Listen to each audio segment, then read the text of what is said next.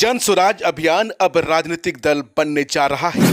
2 अक्टूबर को गांधी जयंती के मौके पर पटना के वेटरनरी कॉलेज में एक समारोह आयोजित किया जाएगा, जिसमें जन स्वराज को एक राजनीतिक दल के रूप में स्थापित किया जाएगा। इस आयोजन में प्रशांत किशोर के साथ कई रिटायर्ड आईएएस, आईपीएस अधिकारी और अन्य राजनीतिक दलों से आए लोग शामिल होंगे।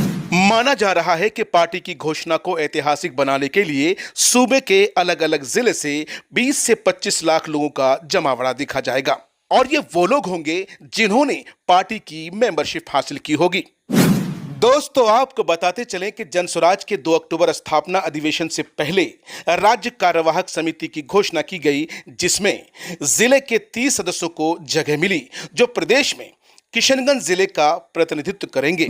ये सदस्य किशनगंज के संस्थापक सदस्यों के साथ मिलकर विचार विमर्श के बाद चुने गए और ये सभी राज्य में अस्थायी चुनाव के होने तक अपने पद पर कार्यरत रहेंगे।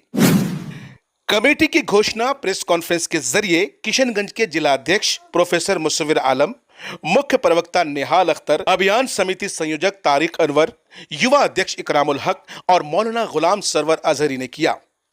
इस कमेटी में जगह पाने वाले प्रमुख लोगों में दिगल बैंक से तौकीर अहमद, हीरालाल सिंह, भीम प्रसाद कर्मकार, बहादुरगंज से जमील अख्तर, शाइस्ता तबाना, किशनगंज से नुदरत महजबीन, डॉक्टर विजय कुमार, डॉक्टर फरजाना बेगम, धर्मचंद जैन, टेढ़ागाछ से प्रोफेसर जमील अख्तर, ठाकुरगंज से प्रोफेसर नसीम अख्तर, एमडी सैयद साहब, डॉक्टर आसिफ सईद, कोचाधामन से डॉक्टर शफीउल हक, अब्दुल खालिक, अबू अफान फारूकी और मुबारक हुसैन वगैरह को राज्य कार्यवाहक समिति में जगह दी गई। मीडिया से बातचीत के दौरान जिला अध्यक्ष प्रोफेसर मुसव्विर आलम ने 2 अक्टूबर को पटना के वेटरनरी ग्राउंड में होने वाले जन स्वराज स्थापना अधिवेशन में शामिल होने के लिए लोगों को आमंत्रित किया और इस व्यवस्था परिवर्तन की मुहिम में शामिल होने के लिए आम जनता से अपील की है। आपने सुना उनको, हमने कहा 1 करोड़ सदस्य के साथ हम पार्टी की घोषणा करेंगे। अब तक मेरा 1 करोड़ से ज़्यादा मेंबरशिप हो चुका है।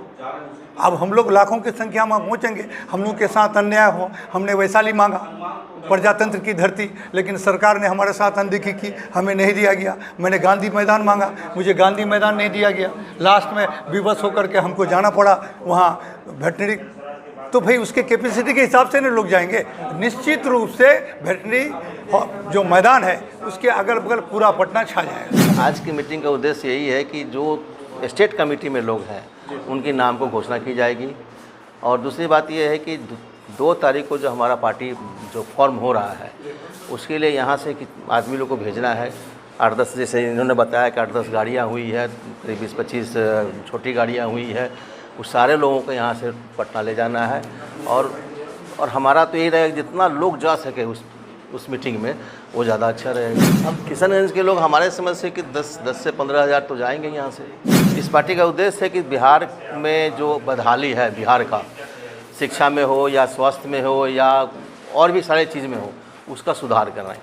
जो यहाँ से बच्चे जाते हैं गुजरात में और कहीं भी 10-12 हज़ार रुपया कमाने के लिए, ऐसी व्यवस्था हम लोग करें कि वो बच्चे यहीं उतना कमा लें। और इस पार्टी के लीडर पर जल्दी से लेकर नहीं करना होगा, इस बार तो करना पड़ेगा, इसलिए कि एक बदलाव की बात कर रही है। जो अब तक जिन लोगों ने जो किया, जो पार्टी जो गलत सलत जो किया, बरगलाया पब्लिक को, लेकिन इस बार जो है पब्लिक को सुनना पड़ेगा और चेंज चाहिए, बदलाव चाहिए। अपने आप में अपने बच्चों को मैंने भविष्य के लिए चेंज करना पड़ेगा।